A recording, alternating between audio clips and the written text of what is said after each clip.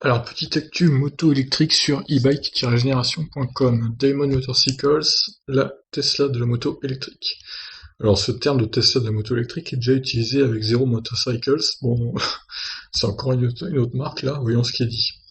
Basée à Vancouver, la startup Damon Motorcycles annonce avoir reçu plusieurs centaines de commandes pour sa moto électrique aux caractéristiques et aux fonctionnalités uniques. Révélé en janvier lors du CES de Las Vegas, l'Hypersport HS a su trouver son public, vendu 24 996$ et complété par une version première édition Founders, commercialisée à 40 000$. Le modèle aurait reçu plusieurs centaines de précommandes, un succès tel que Damon a décidé d'élargir la production de sa version édition Founders, au départ limitée à 25 exemplaires, en lançant deux nouvelles éditions aux caractéristiques identiques.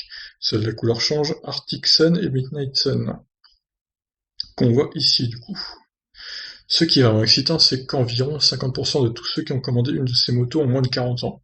Ce qui est vraiment surprenant en raison du prix et de la puissance, a déclaré le PDG de Damon, Jay Giro, au journaliste de Forbes. Pour financer ces développements, Damon a confirmé la réalisation d'une nouvelle levée de fonds de 3 millions de dollars. Donc là, il manque un A. La startup a également annoncé avoir racheté les technologies développées par Mission Motors, une marque spécialisée dans la moto électrique dont les activités avaient cessé en 2015. De quoi permettre aux constructeurs d'avancer beaucoup plus vite dans ses projets.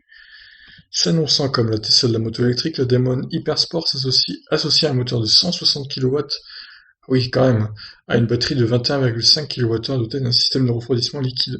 De quoi permettre une vitesse de pointe de 320 km/h, une autonomie de 300 km sur autoroute, une accélération de 0 à 100 réalisée en moins de 3 secondes.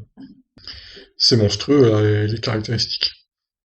Au-delà de son fonctionnement 100% électrique, l'Hypersport se caractérisait par ses équipements de sécurité particulièrement avancés. Développé en collaboration avec BlackBerry et baptisé Copilot, le système repose sur un ensemble de capteurs permettant à la moto d'analyser en permanence son environnement. Parmi les fonctionnalités annoncées figurent la détection d'angles morts ou encore les alertes anti-collision. Sur la route, le moteur est averti des dangers grâce à la vibration des poignées. Les premières livraisons sont attendues pour 2021. Les personnes ayant commandé la série limitée seront évidemment les premières servies. Ça paraît logique. Alors, on va revoir les caractéristiques quand même. Donc une batterie de 21,5 kWh, 300 km d'autonomie sur autoroute, ce qui est quand même une belle efficience pour le coup. Et moteur de 160 kW de puissance, ça fait plus de 200 chevaux. Donc voilà, ça me paraît quand même étonnant d'ailleurs, une telle autonomie, avec si peu entre guillemets de batterie. Par contre, je pense qu'elle doit être assez lourde cette moto, parce que vu la batterie embarquée quand même, en tout cas les caractéristiques sont impressionnantes.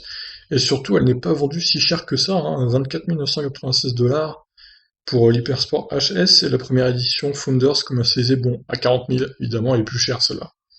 Mais le prix n'est pas vraiment scandaleux à ce point, quoi.